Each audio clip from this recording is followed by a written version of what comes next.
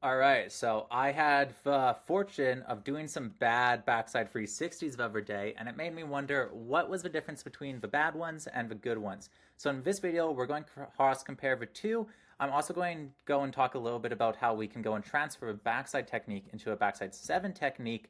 And to wrap it up, I will go and have a pretty cool clip about me Ming Soon and a really good rider here, Double Cork 1080, Lane Weaver, comparing our backside takeoffs on the backside 540 to go and see what kind of differences can be made for power and pop. And yeah, overall, we should get a good sense of what makes a good backside spin work. So, a little backstory here. My backside spins I've been doing mostly on big jumps. So, I showed up here, it was my first couple laps, and I was having a hard time getting the backside 360s the way I wanted them. We can sort of see that my upper body's really angled forward, and what happens when your upper body's angled forward like this is it makes it so if you actually snap the rotation, try to carry it through, it's going to be sent downwards. Where on the right here is a much stronger one, and we can see that my chest is just more level. So when you go and snap your backside 360 down like this, it's going to make it so you need to sort of pull your upper body into the landing here. Basically, we're not able to do a clean motion, so we're going to need to compensate, and that's going to just make it harder to time and control. So again, with these ones, upper body is slightly too angled out this way. If we go and draw a line over my chest, we can see that it's far away from the knees.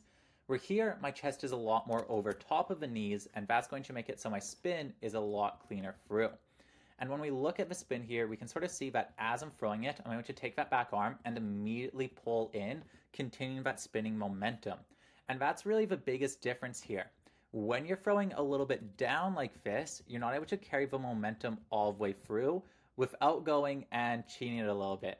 Here I go on knuckle, so it's obviously not the best one. But because I'm going in for that melon grab, what keeps me orientated like over that front foot and sort of lets me pull in and poke around, this is making it so I can get away with that little bit of a downward dip. What's pretty interesting. So let's go and just break these down a little bit more, and then we'll get into the back 7.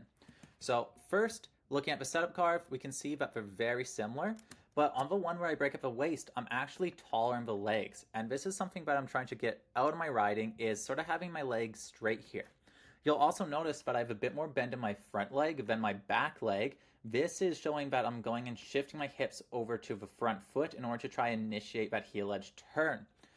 Where over here, I'm adding a bit more bend to both my legs, and this is letting me actually kick out my hips more towards that back foot, and that's going to just help you keep a little more oriented over the back foot. So being oriented over the back foot's good because we always want to be leaving the spins on the back foot.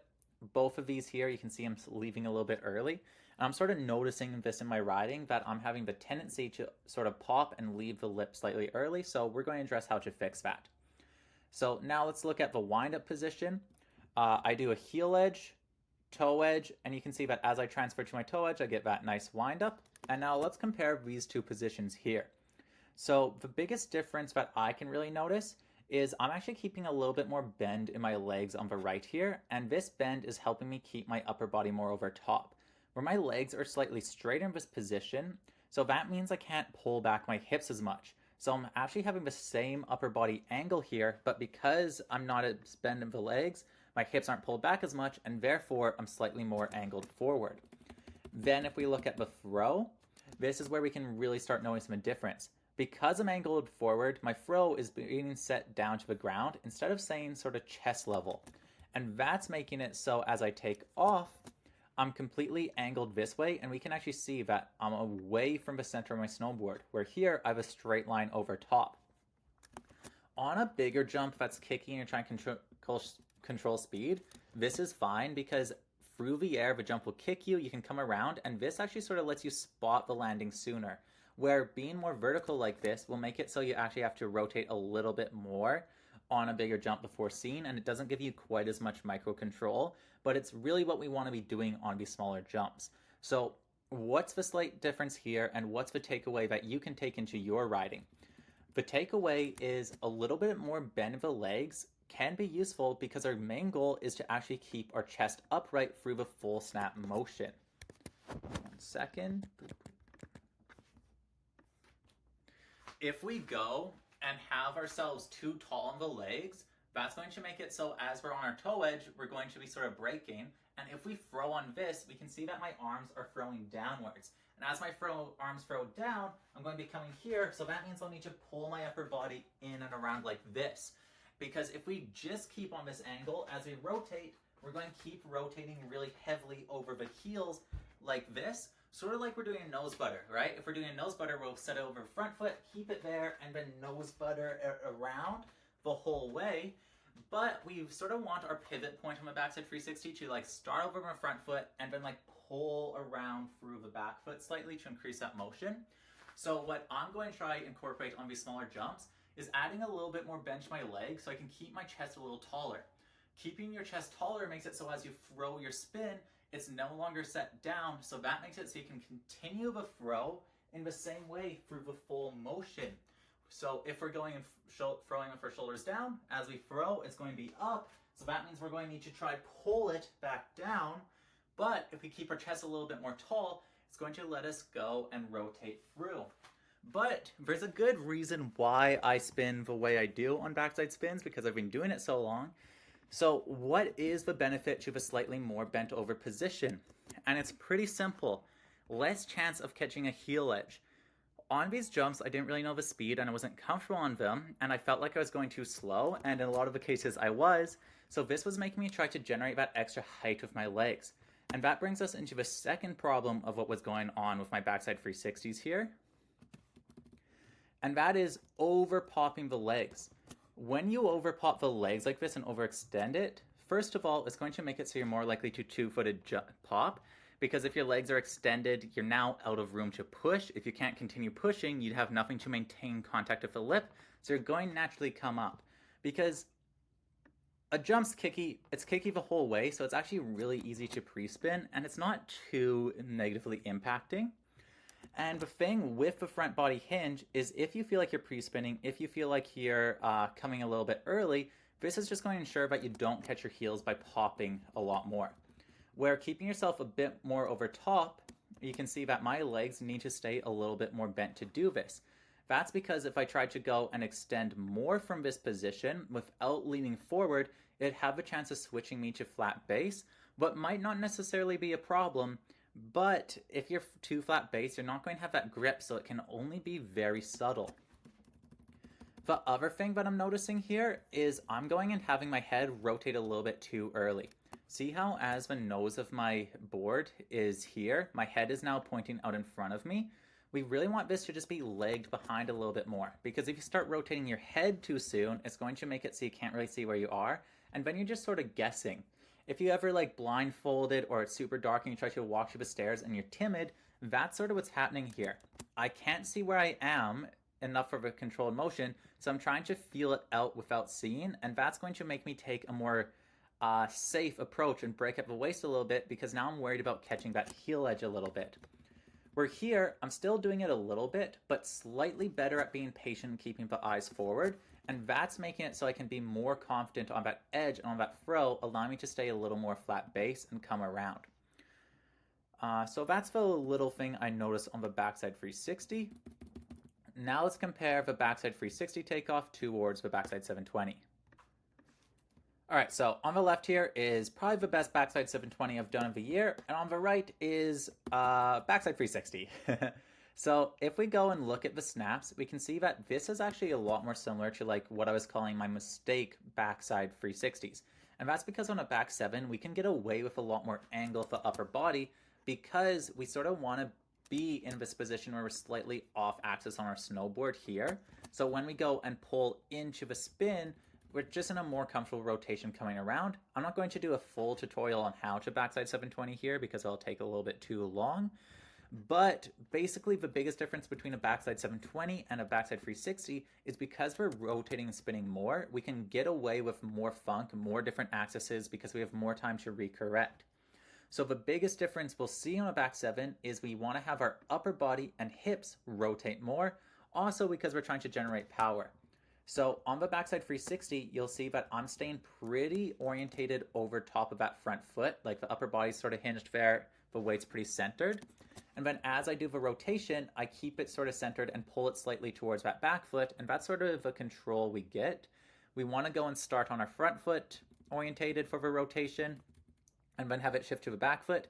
Just because if you do your rotation completely over the back foot on a backside 360, it's going to land really tail heavy, not enough axis of rotation to change it. On the backside 720 though, we can get away with going and taking off over the tail. And when we take off over the tail, it adds a really crucial thing, and that is opening up your range of motion to snap more. And that's the thing that we're noticing here. See how my upper body is rotated past my hips, where on the backside 360, as soon as I'm like hitting off a lip, I'm not really letting my upper body rotate past my legs. Instead, I'm keeping it more in the straight connected line, and then I'm going and pulling into it and leading from that situation. Where backside 7, we don't need to grab into like 270, so we're snapping our upper body so much that it takes 270 degrees of rotation for everything to come back in line. The reason why we can't do this on a backside 360 is we'd be out of trick. So on a back free, we would snap like this if we were getting onto a rail, but if we're trying to get a grab or get control, this would make it so we just have to spend the whole time playing catch up, so it wouldn't be too useful. Demonstrating what I mean for the backside throw, if we go and try to throw oriented over our front foot, it's going to limit us and keep us sort of stuck here. We're not going to be able to really get going across without going and getting tipped up like this. And that's the one thing we can't have on a backside 720, can't have happen on a backside 720, is throwing up like this. Backside spit ends are orientated downwards. So if we try to snap too much over the front foot, we're going to be thrown too much up. This is also a risk on the backside 360. If we try to go throw too much over the front foot and ollie up, it's going to make us dip this way. And if we're dipping this way, we're going to come in and land actually really nose heavy.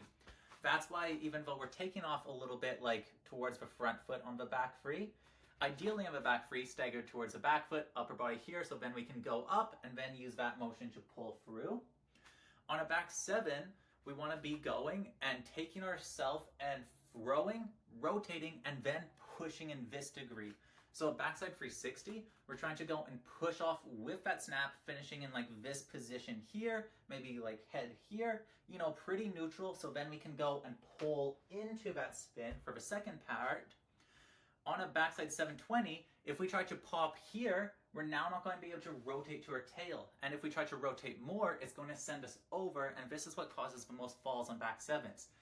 So what we need to do on a back 7 is throw to this point of the backside 360, then start rotating the hips, and then we can start extending into it. So we're going and snapping, rotating, pushing that last little bit. And that last little push is what goes and increases the last little bit of rotation of the hips, upper body. So that's sort of the biggest thing you want to do on a back 7 is wait to push and focus on that throw. I'll do one more demo here because I know quite a few people are working on back 7s. On a back 7, I can snap my upper body all the way to here and still have it be okay. It's not until you snap all the way up like this that you go and start getting into more constant cork rotations. So the acceptable range to snap on a back 7 is here, here, here, here, here, here. The only not acceptable range is trying to go and extend right as we're throwing. Because no matter how bent you are, if you're extending as you're throwing, you're going to lock out around here. So we need to be patient, patient, patient, throwing, past neutral, then push. And then we want to continue this throw all the way and this push all the way until we snap off the lip. And then we play catch up coming around here. That's sort of the biggest difference, I think. On a backside 360, we're sort of tall, patient, and then we go and pull through it. But backside 720, we just snap and then we pull through the whole way, hit the grab, and then we accelerate that pull more. So let's go and demonstrate this in the video. So I'm coming up, same heel edge position, getting onto the toe edge. One thing I will note here that I'm trying to improve personally is my spot is a little bit too much towards the center. See how my chest is sort of rotated here, even though my board's pointed over here? Imagine how much more powerful this setup carve would be if I had my chest and everything orientated just like to this point. That'd keep me like more wound up, more strong, make it so I could hold a bit longer of a line. So Heel edge into spoon, transitioning to the toes in the gradual way possible, snapping the spin, and see how my legs actually increase for bend as I'm throwing here. And now once I'm past this neutral position, that's when I start pushing towards the back leg. And it doesn't really need to be super exaggerated. The more you push towards the back leg, the more it's going to cork you. So here I got a pretty centered snap, and that's going to make it so I don't cork too much. But really the takeaway here is see how my legs are actually holding bend and maintaining bend, and then just being a little bit more patient. Like on the back three, I'm already extending as soon as I start throwing, like here. On the back seven, I'm going and waiting to do the extension to that last second, and we can see still leaving a little bit early. Then we're coming in, everything catches up, and then we're going and pulling into that spin. Okay. I have one more here with one of the bad back threes, and we can see that the bad backside 360s are actually taking place a little bit because of how many 720s I've been doing. The upper body takeoff position and angle is very similar to my backside 720 angle. So I think this is just one of the instances where my cross training didn't really translate into my backside 360 technique on small jumps. And I think I would have actually gotten much better takeoffs and much better form if I was doing 720s on these jumps instead of back threes, just because I'm not practiced here. But even for this one, we can see that the upper body is a little bit too bent down, a little bit too over, like the chest is all the way over here. Where here, the chest is actually over top of the knees, pretty good. Snapping the spin, so you can see how it's slightly set down, slightly towards the front foot, instead of expanding to the back foot. Popping up and twisting it through. Nice. All right, now we got the cross compare between me, double cork 1080, and Olympic gold medalists. All equally, well, very different. Well, these are two seam jumps. This is a massive jump, so it's going to change technique a little bit, but not too much. So I really want to just focus on me and Lane here for a second. First, let's see the heel edge approach. So Lane does a much more tall, casual heel edge approach. He's always been like this. He's a tall rider. I do a really aggressive approach because I really feel like it helps me get that angle. But if we look at the actual angles of our boards here, Lane's angle is actually quite a bit better. Mine's a little aggressive, and I'm sort of like leaned really far away from my snowboard. The chest is in the right position, but this is just a really aggressive angle to try pivot out of. Where Lane here is hitting the same point of having that board slightly angled towards that corner, but in a taller stance. How is he doing this?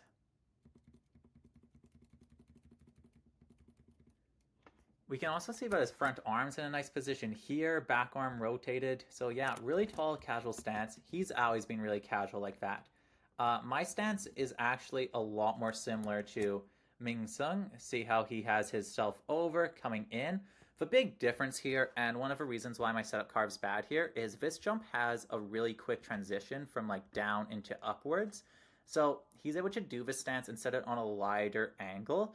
I have developed this technique on really large airbags, so I think this is probably just a little too overkill, and on smaller jumps like this, a little bit more casual would be better, just because you don't have as much time to transition. Then he gets on his toe edge.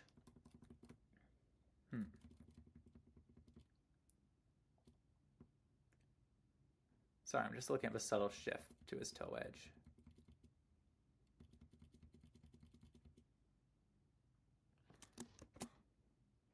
Head position. His head position is actually way more over here than I expect. Mine's a little bit straighter here. Shoulders are actually pretty level. The biggest difference here is I have a little bit more bend in my legs. And it looks like I'm pulling my hips out a little bit more. Then as we're snapping, a little bit taller in the stance, head position, a little bit more delayed with the throwing of the head, but also might just not have it framed up perfect. Ming Sung here over here just spotting dead straight. We'll talk about that in a sec. Getting the pop, rotating the head.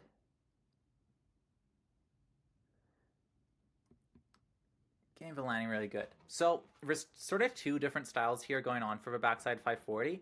I'm doing what I call the cheat style, and that's a backside 540 is very flexible, the axis rotation's very mellow, and I'm not going for max pop here. Lane here is doing a takeoff much more similar to the back 7. His upper body is coming and lifting, pushing up, with a big difference being that his weight is primarily a little bit centered, and he's not going and having his hips rotate as much as we would for a back seven. The benefit of this is he's getting more height off the jump, and it's easier to maintain constant tail pressure because he's going and pushing his legs the whole way through to maximum extension. Like, this is a pretty critical position, all the way up, all the way vertical. And we can see that his arms are completely like parallel here, hardly dipping at all, where my front shoulder is dropping down preemptively towards the grab.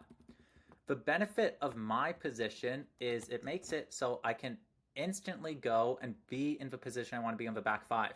So my chest is already over top of my knees, where Lane here has his weight set over top of his tail. How does he fix that? So he fixes that in the best way you possibly could, and that is naturally letting his legs come back up to him. So he's setting his pop with enough power, enough precision, that even though he's not maintaining the perfect center of balance right here, he's in line to do so. And then he's, here, let's see. Looking over his shoulder a bit.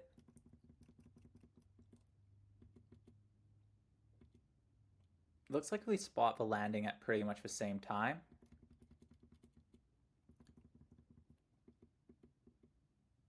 I hit the grab a little bit sooner because of position.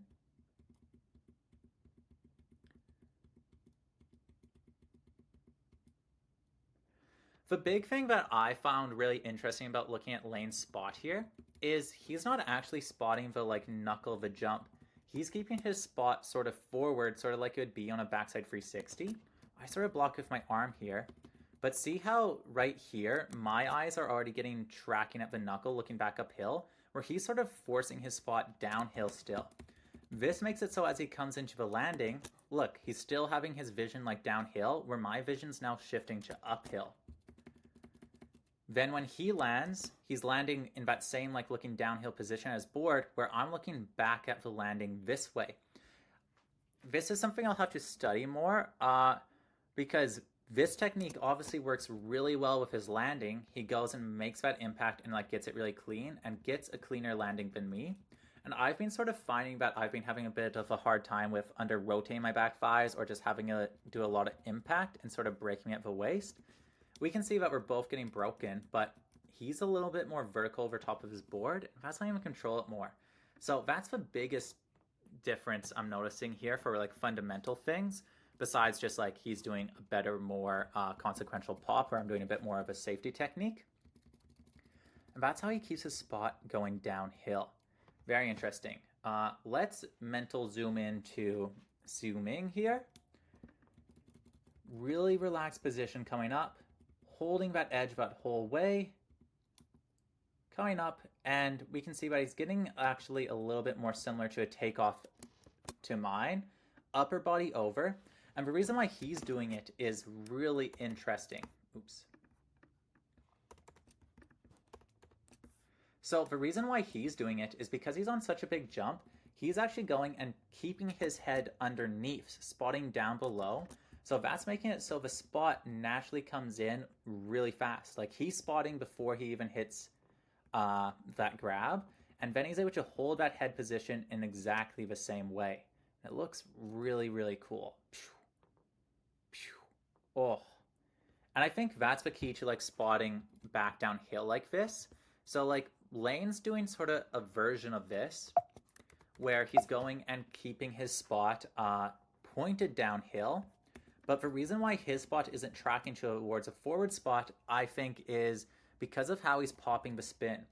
Because he's going and popping his upper body so vertical, he's not able to have enough hinge in his upper body to actually keep his spot down. So there's two ways I could go here with my back five. I could either go more vertical to try to get more power on a backside 540 like this. What would be the move if we wanted to do it off small jumps like this? This is the way to do it. More power, more control. It looks more clean and it's going to be more consistent overall. But when we start getting onto bigger jumps or like powder features, I might want to go and look at how I can exaggerate getting my head over. I think the key to doing this would be delaying that snap a little bit more of a head keeping my spot from frilling the spin, keeping it a bit more oriented over front foot. So that way, when I snap the spin, my spot would be like over here. I would need to be more patient leaving off that tail, more patient with his body posture. And that might be able to let me go and start spotting the landing sort of like right here, making it so you're sort of flipping over the front coming around. This is sort of what I was talking about with the backside 360s, and I'll do a little demo here of I'll end the video. So on a backside 360 on a big jump, you could go and spin it like this, but now we're spinning all the way to here until we really spot and we don't have much control. That's why on big jumps what we do is backside 360s like this, so then we're coming up sort of around, coming in control, coming around that axis over the balls of the feet the whole time. So it's sort of cheating the spot. So what Su Ming's doing here so well is he's taking that towards the backside 540. So he's coming and snapping like this for the backside 540, and that's making it so he can come around and spot this way, hit that grab, and then hold that spot the whole way through, and that's making it so he can easily go and spot looking back downhill. Where Lane here is going and getting such a good clean snap up top, is putting his head this way, so then he needs to sort of look, spot, and then he's keeping a spot sort of forward like this as he rotates, and that's making him finish the spot sort of going down right here. Where right now when I'm doing a backside 540, I'm sort of snapping it like this, coming around, spotting here, and then as I get to the knuckle, I'm keeping my eyes on it, finishing in that uphill stance. And the problem with that is if you spot it just like a little bit too much this way, you're going to under-rotate a bit, and that can make your arms clap down. So, a little deep dive for you guys about what's going on here. Mostly for my sake, if I'm being honest, but hopefully you learned something.